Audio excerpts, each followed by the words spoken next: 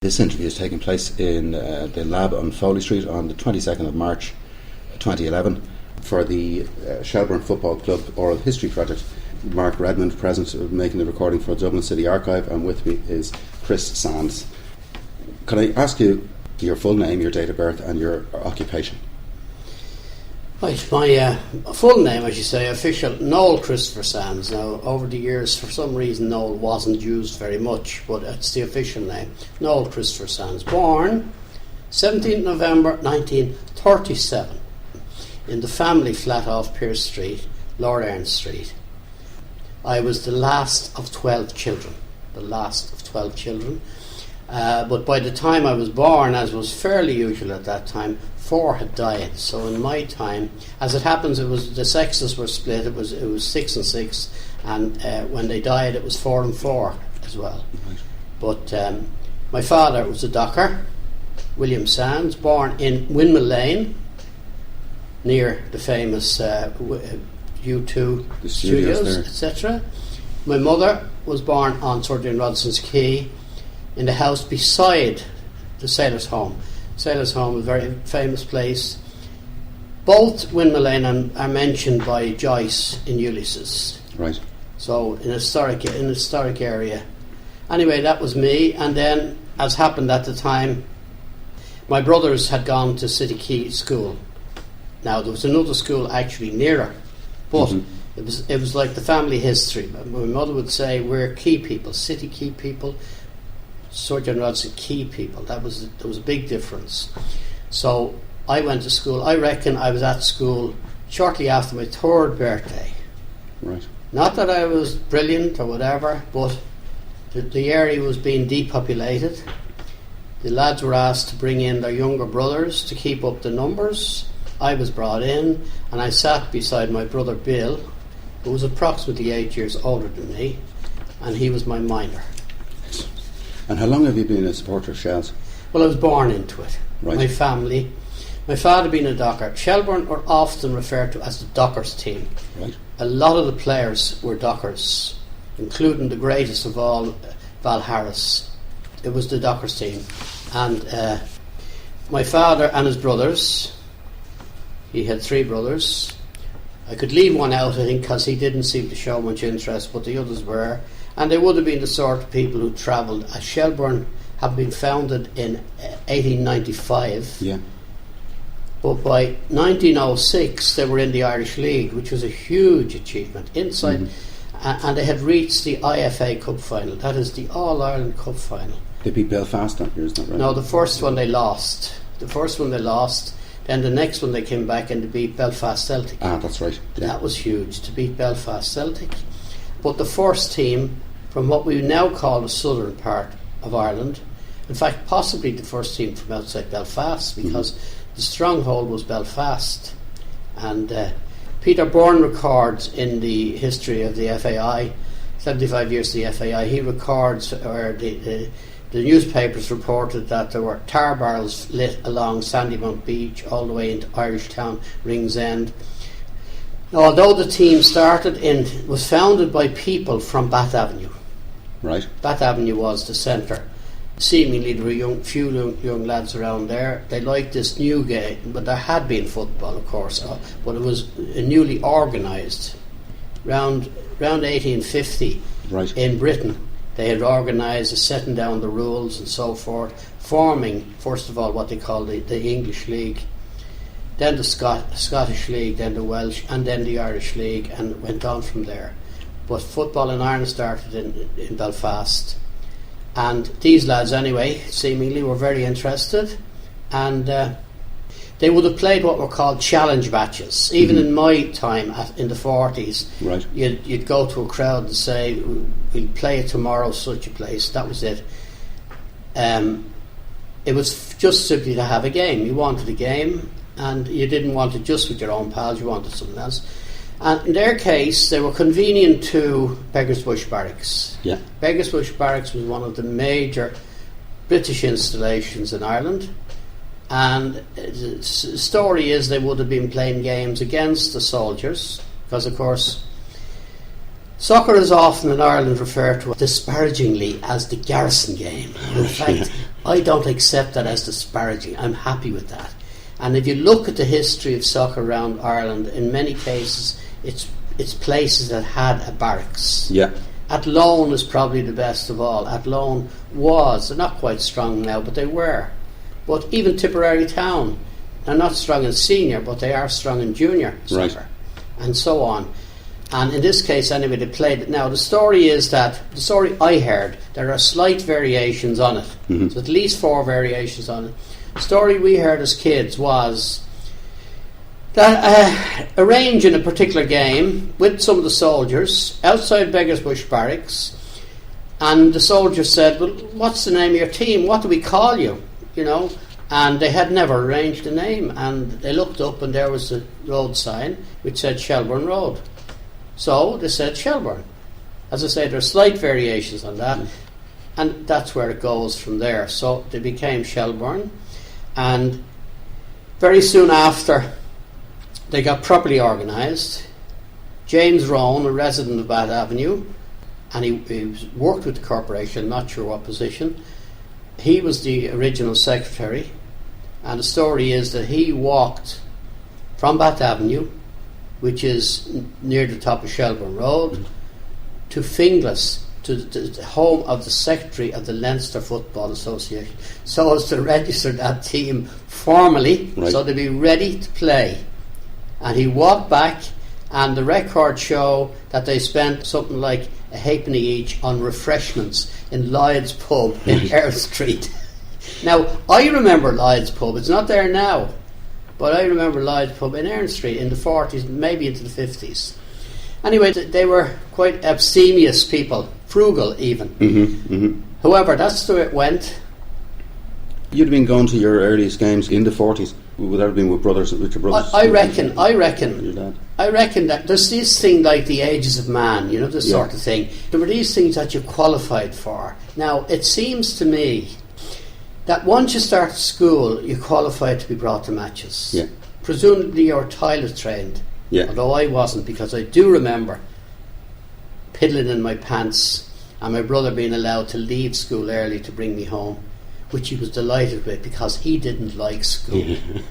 As it happened, I did. He didn't. No, I didn't at that time, but he did. But now he was the one, he was my minder.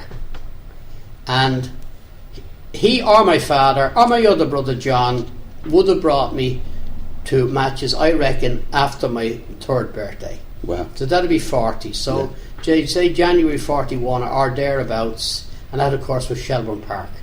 Down on Shelbourne Road. Shelbourne Park, which is now known as a Greyhound Stadium, but in fact it's the other way around. It was a ground which was taken over by Shelbourne and was named after the team, not the other way around. That's interesting. And it was at least the 3rd ground.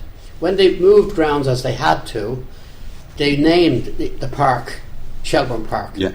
So they moved to what we now know as Shelbourne Park, and then later the Greyhounds came in. Exactly when, I don't know, but it was that way around. Well, it was 49. I think they played their final game in Shelbourne Park. That's right. 49. 49.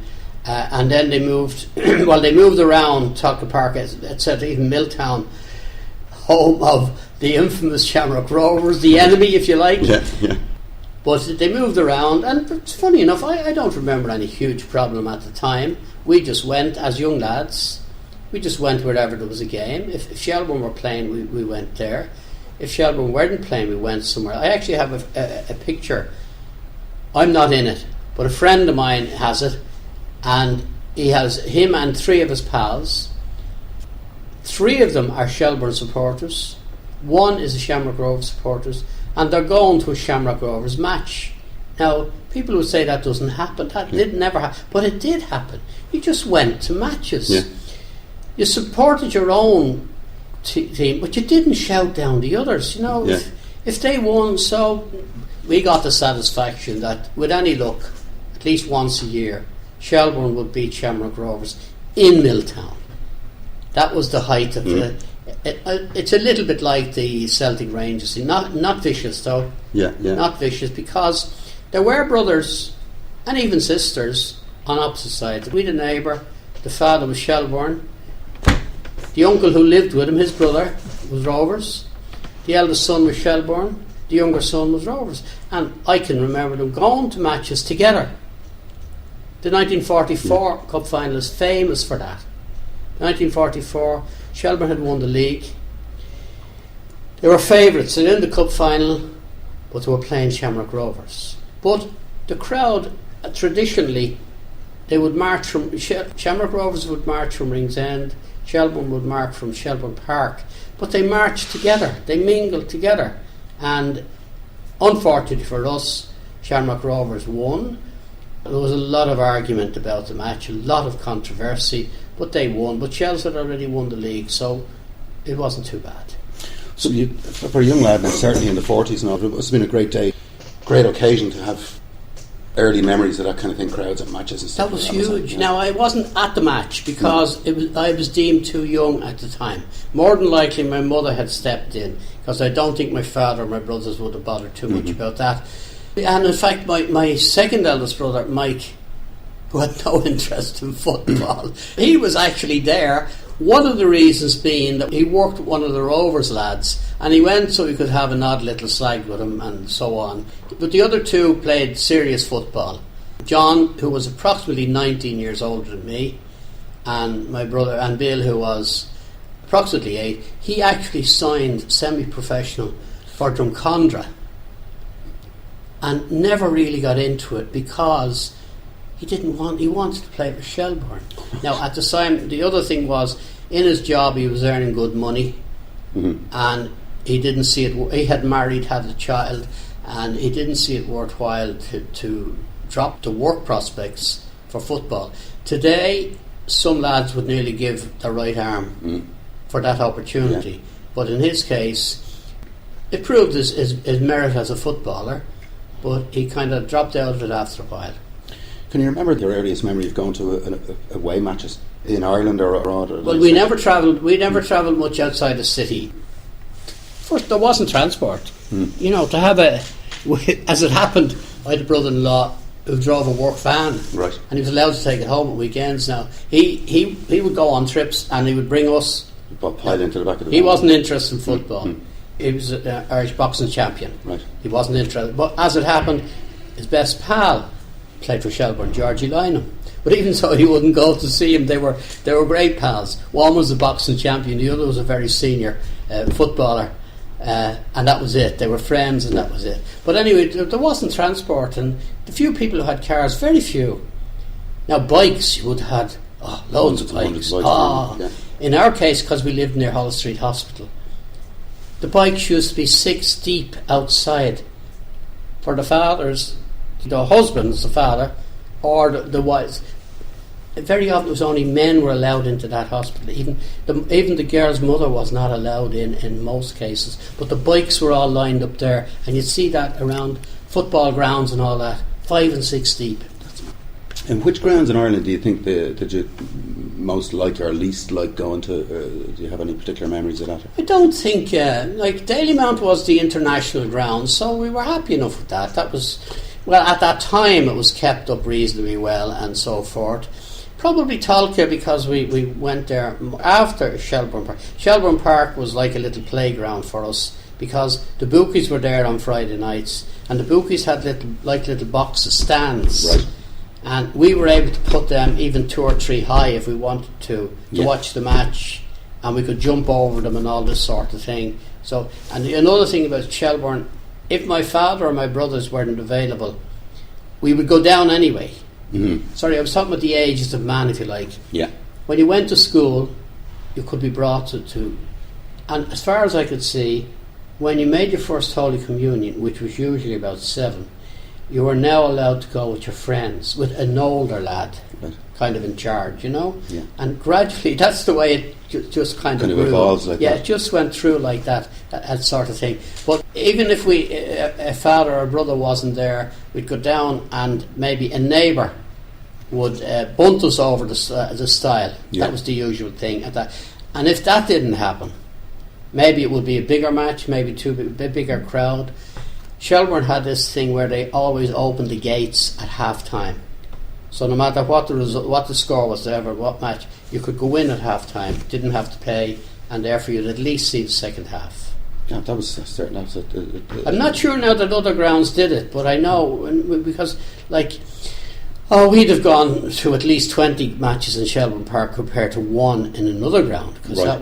that was where it was. And how did you? You were saying earlier there was about the relationship between other supporters and stuff like that. And in the beginning, you'd have family members and supporting different clubs and that type of thing. What was your experience generally of that? Were there fans from particular clubs that you got on better with than other fans? Or was there any particular club that there was always a bit of rivalry there? In our area now, off Pearse Street, we take the library almost as the centre point. Right. You know, Shelbourne were founded in Butt Avenue, but they quickly became the Ringsend team, and that the major reason for that was their great footballer Val Harris, who was considered to be a Ringsend man. Yeah. And so therefore the centre moved to Ringsend, if you like. Mm-hmm. Now, after a while, 1922-23, Shamrock Rovers had been more or less reformed. They had been a junior team, went on to be a senior team, and they went on to a great deal of success.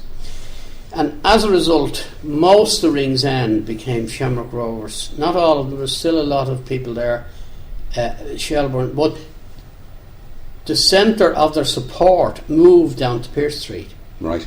It was always said on the city side of Ringsend Bridge, the city side. Yeah. And in fact, one of our greatest former players, Arthur Fitzsimons, who was there at the presentation and all that, Arthur is now in his 80s. He actually came from just beside Shelbourne Park, dog track. Mm-hmm. So he's in that side there. South Lots Road and around that direction. All that, yeah. Dock Street and all that. That was the. But it was Pearse Street was the real strength. Mm-hmm. The real strength. In my case, our friends, we just kind of accepted that we were Shelbourne. You know, we just went off. Now there was one or two, and it would seem to be, if one of the parents was from Ringsend, the person might say that they were Shamrock Rovers. I don't remember anybody that I would call a Bohemians fan. Right. And I remember two people who are Drumcondra fans, and one of them, even this day, is often referred to as Drums, because he was so unusual. Mm-hmm. But we were, as I say, deeply red in that sense, and it was all around the if you like, you can almost take the Pearse Street Library as the centre of the support place. Now, as you got older as well, and you're kind of going to matches on your own, maybe in your teens or later teens, did you have any unpleasant experiences with other supporters? Did you ever witness any violence between fans? Or when did that start to creep in? Let's see, my daughter. Let's see, oh God, what she might be 50 now. So she was about 20, 30 years ago or so. She was at college, and the people in the college were talking about matches and so on and so on. And she came back and she says to me, bring me over to this. It was actually, I think the first one was Milltown. Pat Bourne's team were playing an Olympic qualifying game against, I think it was Hungary. And we went over, and it was grand. It was a very good game. I think the Irish team might have won. Certainly they would have been entitled to win. I forget the result. But that was Milltown. Now, a while after, the cup final came along, and she said to me, how about going down to the cup final? And that was in Dalymount, and it was Shamrock Rovers and Dundalk. And we stood on the terraces. That was the Connacht Street side, where myself and my pals tended to go when we were much younger. And then people started throwing stones, and I just couldn't believe. I'd never seen anything like that. And then they went out and they threw stones up and down Phibsborough at each other. This was in the Shamrock Rovers and Dundalk FAI Cup final. I 70s? think Dundalk had won. I'm not absolutely sure. This would have been the 70s? Would have been, yeah. I think Dundalk had won. I'm not absolutely sure. But I'd never seen anything like that. Never seen it. Speaking of Dalymount, two famous matches that I would have attended with my friends. The 51 Cup final. Mm-hmm. Shelbourne were good at getting into cup finals. They weren't good at winning them. At this stage, they've been in 17 FAI Cup finals and have only won 7. And most of them were in recent years. But anyway, the 51 Cup final, The parade was coming from Shelbourne Park. Two of my friends and myself, we stood on the porch of Pearse Street Library to meet the crowd as they came along, and we were highly decorated because we had a red and white hat. That was about as far as you went, or some sort of a rosette, but there was none of this, all this fancy stuff that you have today. Yeah. Huge expense. One thing they had at that time, and I remember they had it for the 44 final, were rattles or corn crakes. All right, yeah. And I remember one of my brothers getting these from somebody and painting them red and white. That was for the 44 Cup final. Later, match was over, disappointing for us, a lot of controversy, but a month or so later, that same brother was seen to be painting them green and white. Right. Consternation with my brother and my what? It turned out he was playing for a team that played in green and white. He got into some sort of a final, so he was redoing them for. But they were, and if you got stuck beside one of those, you were in trouble. Well, anyway, there we were with her, and the worst that would happen to you, that it would rain and the red would come down your face. Right, yeah. And you wouldn't. But we stood there and we marched. The parade came from Ringsend Park up into D'Lear Street, across the bridge, up to Dalymount Park, and in we went. And as far as I can remember, it was the only time I was ever under the stand in Dalymount. I don't know why. We must have been shepherded into a particular area. I was never in that before. I was up in the stand after. I was never there. I don't know why. We weren't long in when the Cork Athletics scored, and it looked like we were gone, because that was the history of Shelbourne in cup finals. And anyway, eventually Tommy Carberry scored to equalise, to bring into a replay. Tommy Carberry, that meant he had now scored in every round. Unusual feat. Tommy died last year. He was a great personality with the club. But anyway, they then went and did a replay, and we lost 1-0. Shelbourne history repeated. Now another one then in Dalymount, I haven't got the date, 60s, famous Yugoslav match. Ireland were playing Yugoslavia. The Archbishop of Dublin said that we should not have anything to do with this godless country. They're a communist country at the time, aren't they? Yeah. And said that we should not go. Now, my friends, two friends, and myself, they were both altar boys. I never was, nor did they ever want to be, but the three of us went. Now, I think we lost 4-1 or something, but we were there, and I don't think we really thought much about it. We just thought there was a match on, and that was it. But they were two of the famous ones in regard to Dalymount. And how did you typically celebrate a Shels victory? Well, we weren't drinkers. And we used to go into our teens, for instance. Right. When we started going to dances, we'd nearly have all the women to ourselves, because the fellas were in the pubs. Right. And the non-drinkers would be there and enjoying the early part. Then eventually the place might fill up, but they were usually fellas from the pub, and there were times, in fact, the girls would nearly come looking for you because they wanted to get away from the fellas that had a drink taken. Now, we weren't saints, we weren't heroes, we didn't know anything about it. That's just the way it was. We just didn't think of that drink was important. So you would have ended up maybe going to a dance or something after? Oh, yeah. Even so, when I played under 17, under 18 football in the schoolboys league, for instance, the Olympic was the big dance hall at that time. It was up on Pleasant Street. It was the biggest hall in Dublin, and we would go there and we would see the fellas we played with. Maybe even the fella we'd had a narc with that afternoon, and we'd have a chat with them and so on. And that was a big place. That was very popular. Well, it was famous for Lugs Brannigan as well, because and you'd have and someone would say then, "Oh, here's the Lugs," and you'd see three fellas running because they knew Lugs would pick on them. Yeah. But one of the huge advantages for us, for the Olympic Ballroom, was because we lived in the Pearse Street area, the late buses from Crumlin, Drimlin and all that were coming back. At that time, almost every bus left the city area at 11:30. Wow. You know, Connell Street, there used to be a line of buses, and an inspector would stand and he would blow the whistle at 11:30, and the buses would all take off. Now, then they would be coming back, so 12 o'clock, quarter past, when the last dance was 12, back, or the dance finished. then we would get the bus. Not alone would we get a bus that was leaving us home. When we got a bus, they didn't collect fares. Once they weren't on their own, they didn't collect fares. Yeah. And now that's completely out now. But we were home and so on. That was a great advantage to it. But the main thing, I suppose, is we would start playing football and we would just become the heroes, you know. Mm-hmm. I know Shane Nolan was one of the fellas that in fact, the one I aspired to most of all was actually Sean Haughey, who was our club captain, and it was the older brother of the politician of similar name. Yeah. And but Sean went on to be assistant city manager in the corporation, and he was a fine. Now he had been a prominent Gaelic footballer. He had won a Dublin County medal with Parnells, and then played for 5-6 years. A big, strong player, big, solid player.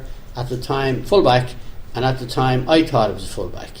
I wasn't much of a footballer anyway, but we modelled ourselves on these people and so on. That we didn't like. Drink certainly never came into it in our case. Now I know there were others. There were even people who we had gone to school with who would prefer to go to the pub, and we just left them to do it. Mm-hmm. That was it. And just the way soccer kind of evolved over the years.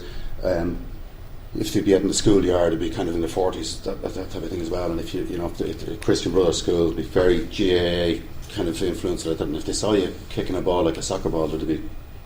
Did you notice any kind of conflict like that between GAA and even the rugby? To a large extent, in our world of Dublin, if you like, the GAA hardly existed. But after a while, a new teacher came to our school. Joseph O'Driscoll from Cork. He went on to be senior inspector in the department. He hated soccer. And we actually had Billy Young, who went on to be captain and manager of Bohemians. He was a year or two ahead of me. Mm-hmm. Mick Bourne, who was known as the white-haired physio with Jack Charlton, he was 2 or 3 years behind me in the same school. His Aunt Mary was the school caretaker. But now, Shels O'Driscoll anyway tried to get. I don't think there had been a GAA team in the school. Our teacher, the teacher I was with most of the time, Jack Duffsey, he was a rugby man, and he used to say he'd start rugby, and we were saying, never have a rugby team. Rugby are all doctors and solicitors and all that. They wouldn't be interested in us, you know.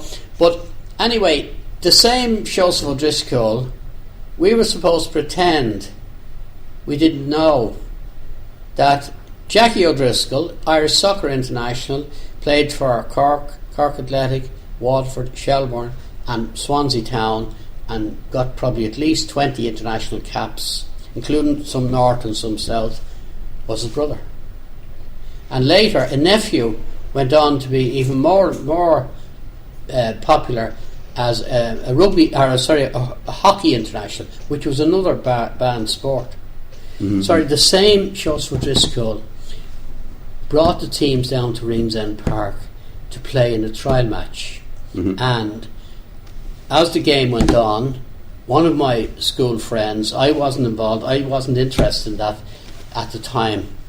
I don't know, I certainly wasn't asked to go, I just didn't have any interest in it. But one of my friends, I'm still in correspondence with him, he's over in Luton in London, Billy McNevin. The ball came over and he couldn't resist the temptation, he headed a goal. So what did Mr. O'Driscoll, he called off the whole thing. Just couldn't accept that you were soccer. And his own brother, a professional and international. But there you be. Well, we did go to Croke Park and all that. Like I did see Kevin Heffernan playing, right? Yeah. Sitchy Ferguson and all those, and of course Jock he played. That was Charlie's younger brother, mm-hmm. And the story was at the time he was also playing for Home Farm, but nobody seemed to say much. Mm. Now I do remember being there and that sort of team. I think it was that O'Leary was with he was an army man. He was with Uncade Caw, the Irish speaking battalion or whatever it was. But I do remember some country people. I don't know who they were playing, whoever it was, but they kind of sneered at us about the Dublin team that plays soccer. They considered that the type of football Dublin GAA team played was soccer rather than Gaelic. Right, yeah. I don't know.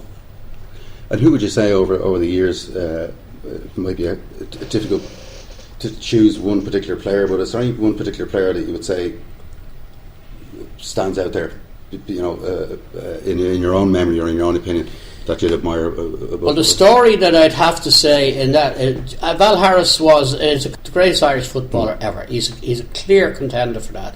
But of the players that I was seeing, Jerry Doyle, Jerry Malone, who played inside forward for Shelbourne for over 10 years and gained at least one, maybe two international caps, a lot of interleague caps and all that. He would have been the outstanding because he was stylish. What kind of period of time? That was in the 40s. In the 40s. Yeah. Now, coincidentally, Jerry Malone's Aunt Mary was my mother's next door neighbour. That was just... And when we'd be playing football, there's Jerry Malone. Now, that was big. I mean, we knew about English football. We'd no problem with that. Yeah. But we didn't idolise it. We went to our own games and we liked, but there's Jerry Malone. My God, Now, there were a few others like that. Georgie Lynham lived near us as well. He was a fitter in the gas company. Later on, we used to see him going around town on his orange bike. The gas company stuff was always orange. The orange bikes, yeah. Orange. Going into different places to check the gas cookers and so forth. It's that sort of thing. Another one that I liked, Noel Snell, was another fullback with Shelbourne and captain for a while. And when I started working in the bottom of Grafton Street, around the corner on Wicklow Street, there was one of the famous Finlater shops. Right. Finlater, there was 8 or 10 Finlaters.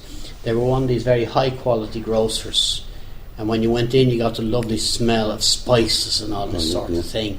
And Noel worked there. I don't know exactly what job he did, but as a result, if I came out work for a walk or something like that, I could meet Noel Snell. And again, they were big, And another thing at that time, by the way, later on into the 50s now maybe, the semi-professional setup with soccer, I think a lot of the players, what they did was, the money they got was the money to buy a house. Because certainly in the 40s, very few people had a house or even thought of having a house. Even things like the growth of weddings were in the home. My own wedding, although it was in a hotel, we only had about 30 people. That was 1960. And then finished at 3 o'clock. Finished at 3 o'clock in the day. But a lot of them then went on, as I say. That was what the money did. That was the sacrifice of playing on Sundays or having to travel to Sligo or so on. And the girlfriend or the wife having to put up with this sort of thing. The payoff for that was they were buying a house, whereas more than likely his brothers, etc., couldn't. Exactly. Yeah. Now in my case, we moved into a house in Santry, 1960. Bought with the SDA loan, Dublin Corporation loan, and one of my neighbours was Ollie Conroy, who then went on to be one of the Shelbourne heroes throughout the 60s. His brother, in fact, was just taken into hospital yesterday. Terry, he was another international. But that was it. Melcy Monroe played for Shamrock Rovers. He was another neighbour, and the usual thing, as I say, was that the mortgage. No, in their case, the mortgage was $8.50 a month. It was a fair amount, but it wasn't. But that's where that went. That was the payoff, and that's why at the time some of the good GAA players, etc., wanted to play soccer. Now they couldn't make that known unless if it didn't work, but that was the payoff for some of them. And you'd have had reasonable access to players like that in the sense that they were fairly approachable kind of people that you kind of knew from the locality. You knew somebody that knew them and stuff like that. Did that change over the years at any stage, or would you say that there's... Oh, I suppose you got this thing that people... You had this thing that if they're not for you, you're against them. This idea, I just say to people, go and cheer your own team, but leave the others alone. If There they are. But cheer your own team. Say, support your own. Please, you don't have to slag the other people. Unfortunately now, something I've heard, a few bad cases. Unfortunately, there's even people who are supposedly supporters of their own team who are slagging their own players. I know. And this type of Facebook thing, seemingly. Yeah. Now, I'm not familiar with Facebook.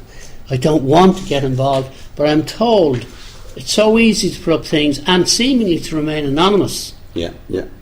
And I'm only last night someone was telling me about things that were being written about individuals, and in the case of one individual, I would put him as one of the finest players I've seen in recent years, and yet someone is being ultra critical of him. But that's, I don't know. I suppose commercialisation and all that, but by all means go and support your own team, but there's no reason to slag and abuse other people. Absolutely. And did you find, you'd have periods with all clubs that have good times and the bad times.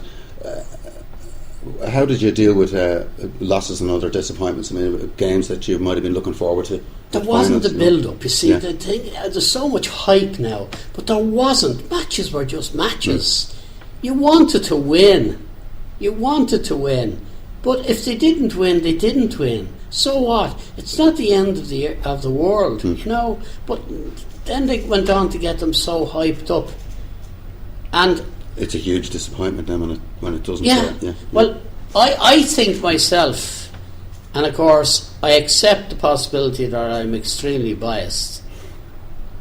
The successful Shamrock Rover teams bred that sort of thing. That, for instance, my recollection is that when Shamrock Rovers were playing in Milltown, Glenmalure Park, if they didn't win, the referee in the line, but they would be attacked. And even there were times when they did win, someone still had to go and have a go at somebody. Mm-hmm. Now, in fact, a modern version of that, we saw recently Neil Lennon, the manager of Celtic, and Ali McCoist, the assistant manager of Rangers, charged. But if you look at the incident, it would seem that Lennon started the argument. It would seem. Now, Lennon's team had won. What was he on about? You won. Mm-hmm. Maybe someone would overdo it when they'd lost and they thought they'd been done badly, but you've won. But there, I suppose, all this kind of commercial hype and all this, and was there ever a time yourself where you felt frustrated with the club, maybe when things weren't going maybe too well, and how did fans kind of cope with disappointments like that? Was it just a case of get on with it? To a large extent. Now, probably the biggest disappointment with Shelbourne was the time when they moved out of Shelbourne Park. Right. And the story is, for some reason, the park they didn't own it, you see. Right. It was, now, when I started working in Nassau Street, there was a pub in Suffolk Street, just around the Molly Malone statue. I think they call it the Suffolk Lounge now. Mm-hmm. But that was O'Donoghue's at that time. And Paddy O'Donoghue, I believe, was his name. Cavan man, as a lot of the publicans were. Cavan or Tipperary.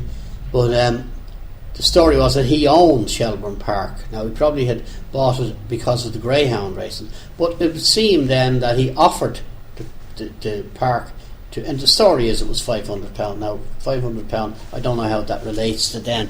But anyway, the story is that the committee discussed almost all night. They moved into the upstairs room of one of the pubs in Ringsend, and they pushed it to and fro. Anyway, they came to the decision that they would not buy, that they would get a site, and they would build their own. Now, it would seem that was probably pushed most of all by Andy Byrne, who may have been chairman, but he was chairman later, and that would have been the father of Ollie. And he was, at least for a time, a councillor. He was a Fianna Fáil councillor in Ringsend, and therefore he may have felt he had. I know Ollie at times always gave this impression that he knew everyone inside and he could deal with it. Didn't happen. But anyway, they got the site on what we knew as the dump. in Ringsend. When we were kids, our Riviera was the Tower and Sandymount. Yeah. The number 3 bus, Yeah. Tower and Sandymount, and we had glorious. And it looked like it was always, the sun was always shining. That's the way it seemed like. But at the Ringsend end, they had cut off a piece, and they began to bring the stuff out, all the rubbish out there. They filled all the infill down there, and that's all out now. As far as Pool bag, would it be out there? it would be well out. It's well out now. But anyway, part of the site was taken over, was bought or whatever by Shelbourne, and they began to put in a pitch and all that. Now, 51 or thereabouts, I forget now exactly, but we would have attended most of those matches. That was now, as it happened, Eddie Gannon, who was our real local hero in the 40s. In the 40s, Shelbourne won the league, and he was their hero. So much so that Notts County bought him from Shelbourne. He went over there. He wasn't long with them when Sheffield Wednesday had noticed him. They were a first division team, signed him, and he went on to a lot of success and international caps and so on. But he was a pal of my brother, and when he'd come home in the summer, we'd see him walk from his mother's around Pierce Street to his mother-in-law in Ringsend, and his wife and himself would just walk. That was a summer break, and here was a first division player, an Irish international player. Now he had come back, and he was player manager with Shelbourne, and lo and behold, I don't know whether it was his first year or his second, but the most he'd have had was 2. The matches were played in Shelbourne Stadium, as distinct from Shelbourne Park. Shelbourne Stadium, Irishtown, now known as Irishtown Stadium. Okay. Part of it, what remains. Problem there was open to all the elements. There was another reason. When they were laying out the plans, and I actually have a picture of them with the plans, and I don't know whether he was brought into it or he introduced himself into it. Billy Morton was the great athletics promoter. Now he went on to huge success, there's no doubt. He brought over Herb Elliott and Ronnie all these in Santry later, but he had some in College Park. But he persuaded Shelbourne to put a running track, and he ran Clonliffe Harriers, and then they would move there and they would have an international ground, if you like. So as a result, there was a big, you see some of the European games, and you see a running track, and the place is much more open. Crowd is much further away from, but the pitch is, in this case, it was windy. It was out in the bay, and as a result, we got terrible results, but terrible reports as well. And I think it was only the 1 year they played, and then they moved into Tolka Park. But not alone that, but they decided that it was partly Eddie Gannon's fault, so they let him go. Now, as it happened, it was Jerry Doyle, who had been a player himself, had been very successful with junior and schoolboy teams, and he took charge, and he then brought us on to one of the really successful periods in the 60s, when we played in Europe and so forth, and that was really historic. But to a large extent, Eddie Gannon was almost sacrificed. Now, the same fella, unfortunately, he bought a small business with the money he had. Footballers at that time were almost uneducated. Yeah. It happens now as well, but probably the best example for lads here is Ronnie Whelan, who played for Liverpool. See, his father had been a senior player. He probably had opportunity to go away, but he didn't. He certainly played at least 2 internationals for Ireland. But as Ronnie was shown promise, he decided he should stay and do his Leaving Cert at least. And he stayed with Home Farm, and Home Farm had gone into the League of Ireland, so he got League of Ireland experience. But he didn't go away as a child, and he had purchasing power and all that sort of thing. But also he was comparatively educated. That didn't happen. But Eddie bought a small business, as it happens, it was right beside Shelbourne Park, and sure, it did nothing. more than likely the business was in decline anyway, and someone just wanted to offload it, but it didn't work, and any money he'd saved or whatever seemed to have gone. As it happened, my brother worked in the ESB in Poolbeg, and there was a job going. I don't know what it was, whether it was a security man or a watchman or a porter or something, and he contacted Eddie. Eddie went in and applied and got it, and he spent his last working years with the ESB, which was good for most people anyway. But unfortunately for him, it was sad. It was sad, you know. But he had been our great local hero. And would you have followed any other clubs in Ireland or elsewhere? Or would you have been a devoted Chelsea fan all your life? No, I wouldn't. I just liked going to them. We went to matches and we saw. Certainly, when I started working, I can remember talking with some of the lads in work, coming back from games, particularly the Watford United. I don't think they were United. Watford FC, with the Fitzgeralds and all that sort, and the Hales. I mean, they were wonderful players, wonderful. And very successful, but we would still were Shelbourne. If they were playing Shelbourne, we had to expect Shelbourne to win and hope for Shelbourne. That's the way it was. Now, we knew about English football, no problem. For a time, I had a short newspaper round. I wasn't asked to do it. My brothers would send me down to what we called the corner. If you look out of the library, you see Maroney's. That was called the corner. Everyone called that and there was a man sold papers, and I was sent down for the Herald. And then some of the neighbours say, will you bring one for me? And I ended up with 12, 15. But one in particular, our next door neighbour, Mr. Doyle, who was a farrier in Boland's, they always took the Mail as well on Saturday. Now, the Mail was a Protestant paper, right. And some people did follow that as well. They may not even have been religious, but the reason for the Mail on Saturday was the football results. The Mail was the best.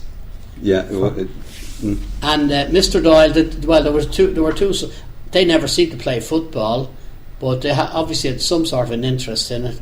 Now, as it happened, the two of them were actually took part in the Liffey swim, so they were good swimmers, but I don't remember them ever being involved with football.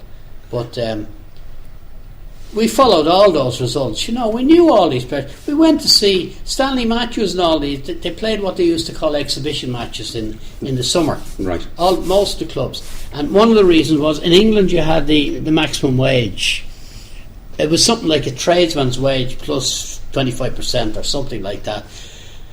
Therefore, it wasn't great, you know, and people like Stanley Matthews would come over because they get something like £20 appearance money or whatever it was, you know, and they would even, if they could, they would play in Dublin, Cork, Watford, etc. Right. That sort of thing, you know. So we saw all those great players come over here. We were fully aware of them, but we didn't idolise them. We admired them, we liked them, and we hoped they might even play for our team sometime. And they did. A lot of the teams brought over players, not quite Stanley Matthews, but they did bring over top English and Scottish players. The great Jimmy Johnson actually played for Shelbourne in a few matches. The great Jimmy Johnson of Celtic had won the first British team to win the European Cup. And of course George Best played for Cork Celtic in a famous game against Shelbourne. Now, the Cork people had a bid for him to do it, and the bidding went too high for them. The story is that Ollie Byrne got onto them because it was a Shelbourne home match, and he said he'd add on another 100 or 2 because he knew the crowd would come to see, which they did. And as it happened, I think Shelbourne won 2-1. So we weren't humiliated or that was in Harold's Cross. That was one of our. Most people didn't like that ground. Just as it happens, that's where the dog track is now, is it? Well, it was always there. Yeah. But as it happened, I played under 17, under 18 schoolboy football, and then I went to work. I had been working, and then I moved over to the Gresham. In hotels and restaurants, soccer was always big. Always, and in fact, some people got jobs. My own brother might have. That's the reason I followed him in. Might have got it because he was known to be a good player. And when I went to the Gresham then, our outstanding player was Paddy Roberts, who was playing with Shelbourne. But when we got into cup finals, I can't remember how it happened, but I remember it must have been Paddy said it to me, ring what was his name, trainer. The trainers that were in, there were two trainers were directors of Shelbourne. Danny was one, I'm not sure the other, Danny and whoever, might have been Danny, but he was secretary of the Capital Cinema Group, who also owned the Ambassador, and he had his offices in the Capital. And when we got into a final, I used to ring him. Mostly, Paddy Roberts would say it, we just ring him, and we'd get the use of Harold's Cross, which was leased to Shelbourne somehow. Right. And it was only a matter of contacting the groundsman to say, no insurance or nothing like that, we just went up. And then we would have, in the Gresham, now the Gresham was big, we had all the personalities staying there. Right. And we had money to buy gear and all that, which a lot of other teams didn't have. Yeah. And we would then play in Hartsford, and it was, I think I played about 6 cup finals. I don't remember losing any of them. Or one of them was in Whitehall in Home Farm, but the others, and I loved that ground because it was a big open ground, but most Shelbourne supporters just had no time for it, didn't like it. No regard for it, but they had to play there. Later they loaned at St Patrick's Athletic when Brian Kerr was the manager, and Brian won the league championship with it, so it's hard to blame the ground. Yeah. You know, but that was the least favoured of all grounds, if you like. And besides actually going to matches, what other ways were you involved in the club, or how would you say what being a supporter of Shels means to you? I wasn't, you see, we weren't involved. The club was there. There was no connection. Now, one of the reasons there's a connection at the moment is the club is in dire straits, right, as most of them are. Yeah. Most of them are. I mean, I'm on a committee there, the SSDG. We organise that exhibition, etc. To be on that committee, to be a member of the SSDG, you have to pay so much money. Right. Now, some people say to me, if something came up like, oh, you'll be all right, you'll get tickets. I won't get anything for nothing. Yeah. I have to pay money. Yeah. But that's what it means to the group of us. Now, you met Joe Dwyer. He's one as well. And you're going to meet other people I know, Bernard Connaughton and so forth. And we're there because we're paying money. And we're paying money because we don't want to see the club go under. Yeah. We may never achieve real success, you know, but if it happens, it happens. But we don't want the club to go under. And if we can, if by paying, sacrificing whatever amount, we keep it going as much as we can. And what type of relationship do you think exists, or do you think should exist between Shels or even any of the clubs like Shels and the wider community? Do you think that has an important... Yeah, well, Shelbourne were involved. When Ollie Bourne was there, they were involved in running a scheme in the Larkin College. Do you know where Larkin College is? It's at the back of the Gresham. Yes, yeah, I think I do. That's Champions Avenue, in fact. Yeah. In the 1930s, there were 8 boxing weights in amateur boxing, 8. They extended that later on. And of the 8, 7 were from the Garden Street area. 7. And of course it was a notorious fighting area, etc. And it's also, from social studies point of view, significant what weight the 8 was. The 8 was a heavyweight. You didn't get heavyweights in built-up areas. You didn't have sunlight. You know, people were small. You know, you might have lived in cramped there, maybe not so much food. So all the other weights were from Gardner Street. The famous Spike McCormick, Darky Leonard and all these, they were all... And they actually went over to things like Soldiers Field in Chicago, where they beat the Golden Gloves. Now the Golden Gloves were the American champions. And they beat them. I mean, that was amazing. They were champions. Now, but that college there, which also has a boxing club, I know... Ollie set up this scheme where lads would be would be. I don't know how it's sponsored now. Martin Fitzpatrick, who was on the board of management of Shelbourne. Mm-hmm. He was also a business editor of the Irish Independent, He was on that committee. I haven't spoken to him about it recently. I don't know, maybe we've no money to start with. I don't know how they do it. But I know it was successful, and it got lads who showed a bit of promise that whatever expenses were paid, I don't know if they got pocket money, I don't know anything like that, but they were paid to stay at school while they learned about football, etc. Now, that would lead on to something like what happened with Roy Keane. See, Roy Keane, the team he played with, almost everyone on the team got Irish international caps, and he didn't. He's even selected in groups and they never played him. They always said he was too small, and kind of got fed up with that. But he joined a FOSS scheme, in fact, to run, to train as a coach, and he was still playing then. He had signed with Cove Ramblers, and anyway, eventually he went over to Notts Forest, and Brian Clough saw him play half a match and said to him, "Come off, a reserve team game, half a match," said, "Come off, you're coming with us to Liverpool on Friday." Didn't tell him you're starting on Friday. I mean, that was utterly but the debt he owes to Brian Clough for that, because we've all seen very good players, and you often wonder what happened. And it's sometimes you only look at Alex Stevenson or Alex Ferguson and Jaap Stam, for instance, who was a brilliant centre half for Manchester United. It's some sort of dispute with him. Got rid of him. He almost disappeared after that. If he'd stayed with Manchester United, he would have had maybe at least 5 more years.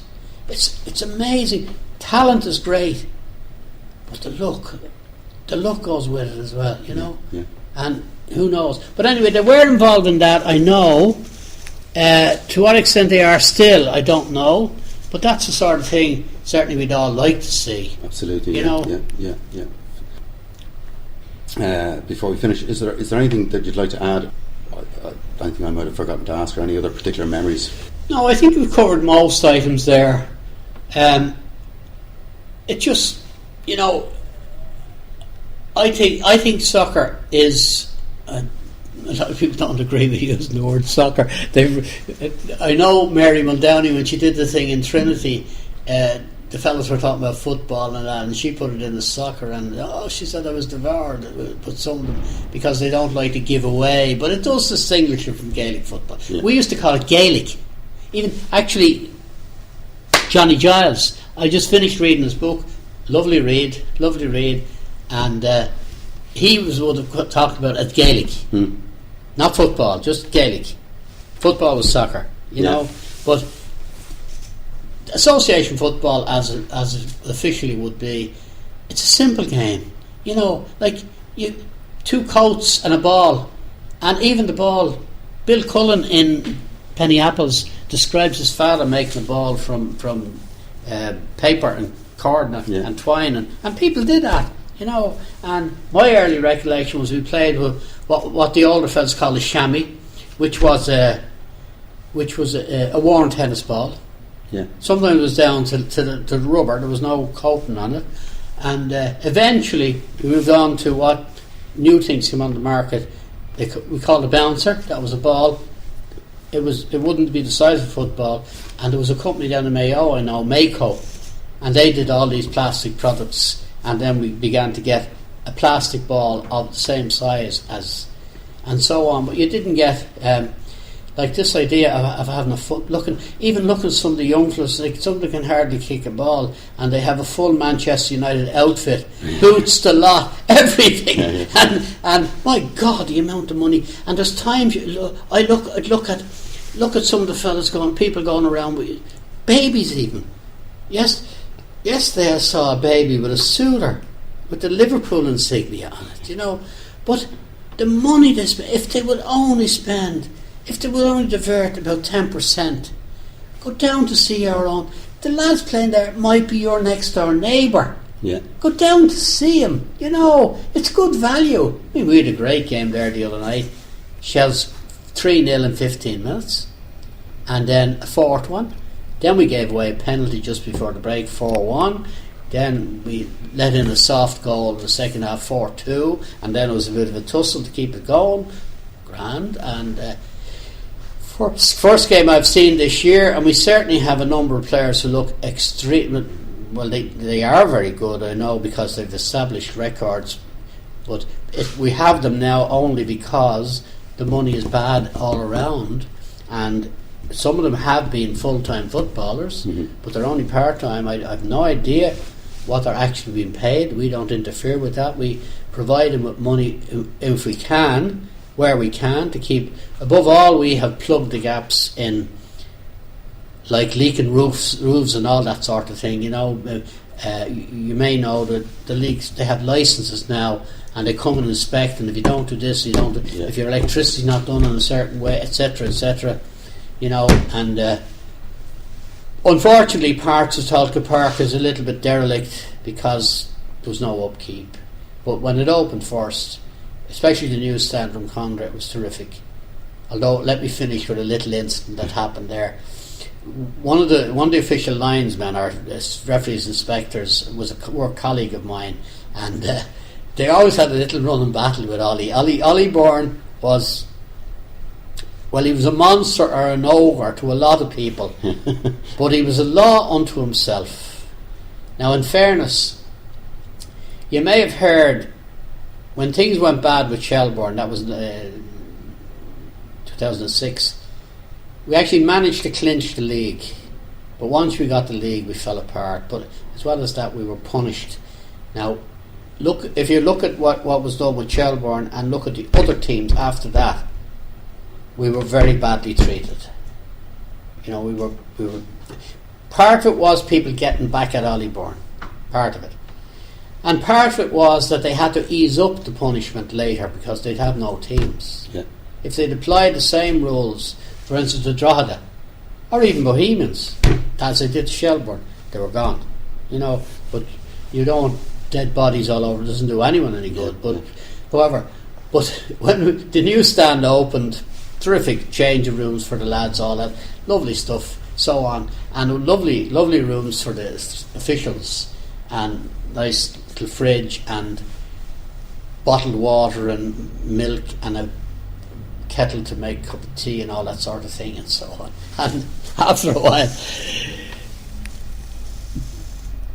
let me go back to the Ollie thing. But they did live line. They did an assassination job on Ollie, and in particular I remember one or two very prominent Bohemian supporters really getting the knife in, and because they got now they rang me to know would I go on, and I said I would. And they came back to me and said, what are we going to say? Well, I said, I'm not going to criticise Ollie. Ollie has his faults. The club wouldn't exist. The club wouldn't exist, Ollie. And he has his faults. I mean, Ollie had a criminal record. He had done, but the club itself wouldn't exist. It was gone. But anyway, this time he was having a little tussle with the officials. Things weren't going as well as he'd have liked, which meant we should have won every match. But he took out the fridge and the kettle, or the fridge and the kettle, took out the facilities from the officials because things weren't going his own way. And there was nothing they could do because it wasn't a requirement. Yeah. That was part of Ollie. But as I say, Ollie was at least a colourful character, and some of the colours were very dark, some of them. But that's football is great like that you can have all these personalities. You mention yourself, even Joe Dwyer. Joe's a great man to every now and then, and so on. And Oliver, our friend Oliver, is a soccer man from Sligo. As he said himself, for various reasons, Sligo is much more a soccer town than anything else. But you get these so many characters. Talking about the ups and downs and things and all that. Some years ago there was a famous character died in Ringsend. He was a Shelbourne supporter. Most Ringsend were Shamrock Rovers, but he was a Shelbourne supporter. And a friend of his did an obituary for him. And this friend was a Shamrock Rovers supporter, but he described him as a staunch Shelbourne supporter. Now I know the man who did it, wrote the obituary, and I said to him, Jesus, Tony, I said, could you be anything else? You have to be staunch, because we were always getting stuffed, and worst of all, by rovers. You know, like, you could put up with so many others, but all you did was you put your tail between your legs and you slunk off home. And this thing of violence after it, and we're here now, especially the Glasgow derbies, that there's the wife beating and all that after the match. Holy Moses! Now, you know, we've had that down there, not quite, but we've had young lads go down and they attach themselves to the club. In fairness to Joe Casey and the committee, there's time, I know they came into the stand one time, 2 lads were shouting abuse at the referee, and they went up to them and said, now lads, keep quiet or get out. And they kept, I never saw or heard them, but they were deplorable, you know. Yeah. And sure, that's not what life's about. Life should be there to be enjoyed. Absolutely. Chris, thanks very much for your time. Thanks for coming in today.